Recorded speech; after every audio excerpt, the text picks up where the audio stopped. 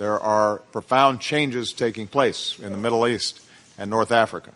There are problems that have built up over decades that are expressing themselves and manifesting themselves in organizations like ISIL. Even if we were to wipe out the entire cadre of ISIL leadership, we would still have some of these forces at work. But ultimately, I am optimistic.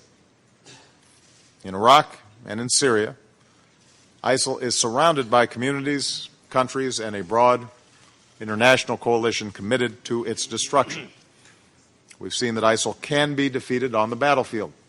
In Syria, as I said yesterday, defeating ISIL requires, I believe, a new leader and an inclusive government that unites the Syrian people in the fight against terrorist groups. This is going to be a complex process, and as I've said before, we are prepared to work with all countries, including Russia and Iran, to find a political mechanism in which it is possible to begin a transition process. Like terrorists and tyrants throughout history, ISIL will eventually lose because it has nothing to offer but suffering and death.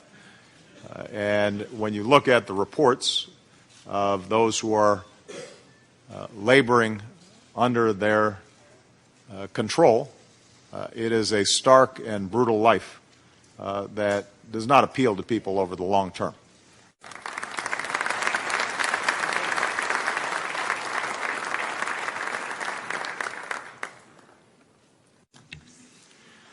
Thank you.